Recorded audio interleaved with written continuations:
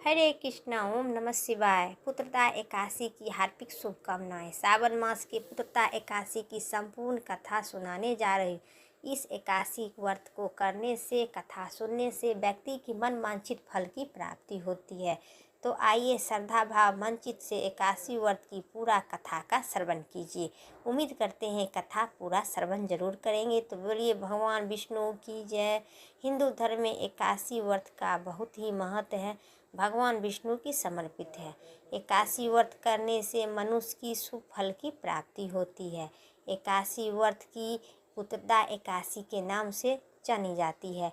एकादशियों की महत्व का आनंद लेते हुए अनुधर अर्जुन ने कहे, हे प्रभु, ये महा आनंद हेतु है, महाकल्याणकारी और महापुण्यदायक एकादशी, जो कथा सुनने से मेरे आनंद की सीमा नहीं है। मेरी और भी जिज्ञासा बढ़ती जा रही है। हे कमल नयन, अब मुझे सावन माह की शुक्ल पक्ष की एकादशी की कथा सुनाने की कृपा करें।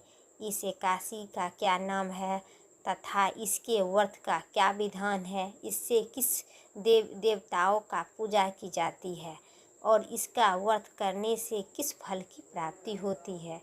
श्री कृष्ण ने कहे, हे धनुधर, सावन माह के शुक्ल पक्ष की एकादशी की कथा सावन मात्र से ही आनंद यज्ञ का फल की प्राप्ति होता है। हे पार्थो, द्वारा युग में आरंभ की है। महिमती नामक एक ही नगर थी। उस नगरी में महाजित नामक एक राजा राज करता था। वह पुत्रहीन था, इसलिए वह सदा दुखी रहता था। उसे वही दुखी रहता था। वह राज्य में दुख और वैभव सभी दुख बड़ा था, कष्टदायक था और प्रायश्चित करता था, क्योंकि पुत्र के बिना मनुष्य की इकलोक और परलोक भी दोनों ही दुख ही मिलता है। इंद्रलोक में ही और परलोक में ही मनुष्य की दुख ही मिलता है। राजा ने पुत्र प्राप्ति के लिए बहुत ही उपाय किया, किंतु उसका हर उपाय निष्फल रहता रहा। जैसे जैसे राजा महिजीत वृद्धा अवस्था की ओर बढ़ता गया, एक दिन राजा ने अपनी सभा को संबोधित करके कहा, न तो मैंने अपने जीवन में कोई पाप किया है और नहीं न्याय पूर्वक प्रजा के किया है। ऐसे एक तित्र किया है, नहीं तो प्रजा के कष्ट दिया है और न कभी देवी देवताओं ब्रह्मा को निस्तर किया है।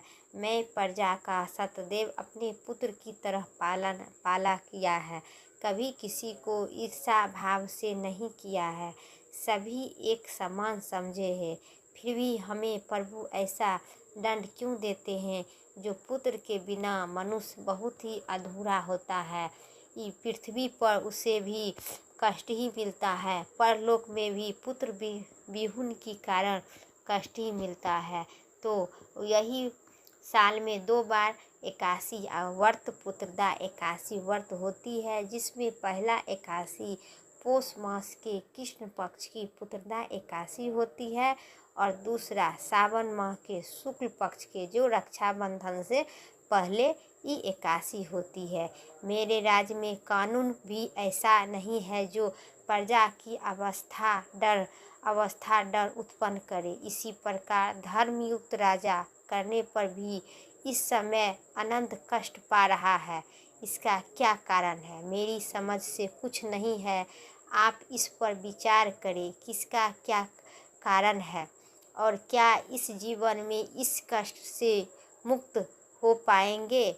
राजा ने इस कष्ट के निवारण के लिए मंत्री इत्यादि वन का गए, ताकि वह जाकर किसी ऋषि मुनि को राजा का दुख बताकर कोई समाधान पा सके। वन में जाकर उन्होंने सर्वश्रेष्ठ मुनियों के दर्शन किए। उन वन में वयोयुद्ध और धर्म का ज्ञाता महिषालोभस भी रहते थे। वे सभी हंसिस लोभस के पास गए। उन सब ने महिषालोभस से दंडपूर्वक प्रणाम किए और उनके सम्मुख बैठकर गए। महिषालोभस के दर्शन से सभी बड़ी ही प्रसन्नता हुई और सबने महिषालोभस के प्रणाम प्रार्थना करे। हे देव, हमारे यहाँ भाग की हमें आपके दर्शन हो सके, सौभाग्य प्राप्त हुआ। मंत्री की बात सुनकर लोभस ऋषि ने कहा, हे मंत्री वर, आप लोग की विनम्रता से हम अति प्रसन्न हूँ। आप मुझे अपने आने का प्रयोजन कहे, मैं आपके कार्य को अपने समर्थ के अनुसार आवश्यक ही करूँगा, क्योंकि हमारे शरीर में प्रकोप के लिए बन रहे। लोभस ऋषि ने ऐसा मृत वचन सुनाकर मंत्री से कहा, हे ऋषिवर, आप हमारी सभी बातों को जानने में ब्रह्मा से ही ज़्यादा समर्थ हैं, अतः आप मेरे संदेश को दूर कीजिए। महिषावती नामक नगरी में हमारे प्रजा महिजित बड़े ही धार्मिक व प्रजावृत्त है। वह प्रजा पुत्र है तथा धर्म अनुसार पालन करते हैं, किंतु फिर वे पुत्रहीन हैं। महामुनि इससे यह अत्यधिक दुखी रहते हैं। हम लोग उनकी प्रजा हैं, हम भी उनके दुख को दुखी रहते हैं, क्योंकि प्रजा का कार्य यह कर्तव्य है कि राजा के दुख में दुख मनाने और दुखों में दुख मानने का। हमें उनकी पुत्रहीन होने पर अभी तक कारण ज्ञात नहीं हुआ है, इसलिए हम आपके पास आए हैं।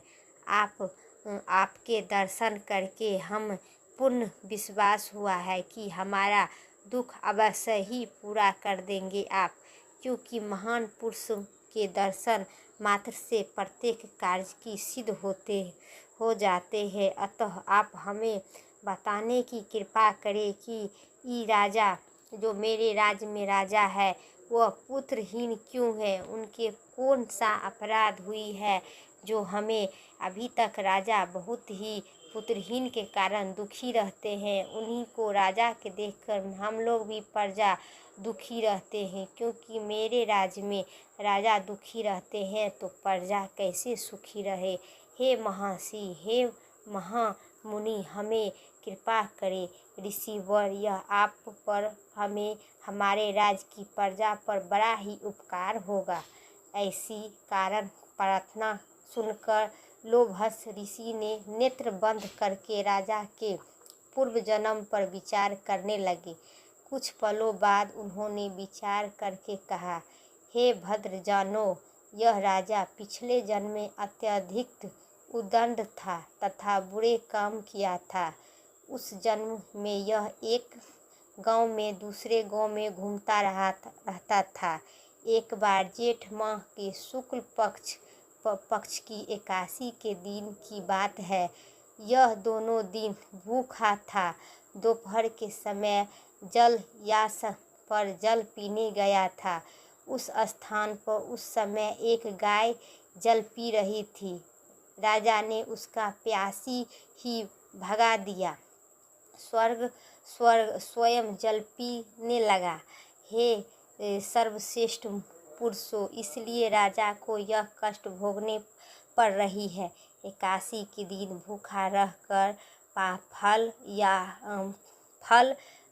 यह हुआ है।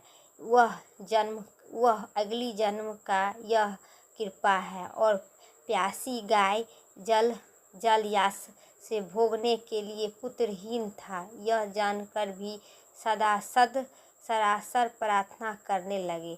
हे ऋषि श्रेष्ठ, शास्त्रों में ऐसा लिखा है कि पुण्य से पाप नष्ट हो जाते हैं, अतः कृपा करें आप हमें कोई ऐसा उपाय बताइए जिससे हमारे पूर्व जन्म की पाप नष्ट हो जाए।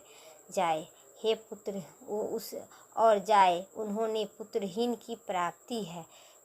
सभासदों की प्रार्थना करके लोभा ऋषि ने कहा, हे सर्वश्रेष्ठ पुरुष, यदि तुम सावन माह के शुक्ल पक्ष की पुत्रता एकादशी व्रत और रात्रि में जागरण करो, उस व्रत का पालन करने से निमित्त कर दो तुम्हारे राजा का यह पुत्र उत्पन्न होगा। और राजा ने सभी कष्ट का नाश हो गया। इस उपाय को जानकर मंत्री सहित सभी महर्षि कोटि कोटि धन्यवाद दिया तथा उनकी आशीर्वाद लेकर राज्य में लौट गया। इसी लोमाश्री की आज्ञा के अनुसार पुत्रदा एकादशी का व्रत का विधि पूर्वक उपाय किया और द्वादशी को उनका फल राजा को दे दिया गया, क्योंकि राजा के पति पत्नी दोनों मिलकर पुत्रदा एकादशी लोमा ऋषि की आज्ञा के अनुसार किए। इस पुण्य के प्रभाव से रानी ने गर्भवती धारण किया और 9 महीना पश्चात एक अत्यधिक तेजस्वी पुत्र को जन्म दिए। ये पांडव पुत्र, इसलिए इस एकादशी के नाम से पुत्रदा एकादशी पड़ा। पुत्र की इच्छा रखने वाले मनुष्य विधि पूर्वक सावन माह शुक्ल पक्ष की एकादशी को पुत्रदा एकादशी करनी चाहिए। इस व्रत के प्रभाव से इंद्रलोक में और सुखमय परलोक में स्वर्ग की प्राप्ति होती है। तो प्रेम से बोलिए सियावर विष्णु भगवान की जय। उम्मीद करते हैं मेरा वीडियो पसंद आए। चैनल पर नए हैं तो लाइक करके सब्सक्राइब करें। कमेंट में ओम नमः शिवाय ज़रूर लिखें। फिर नेक्स्ट वीडियो लेके आते हैं, तब तक के लिए ओम नमः शिवाय। राधे राधे।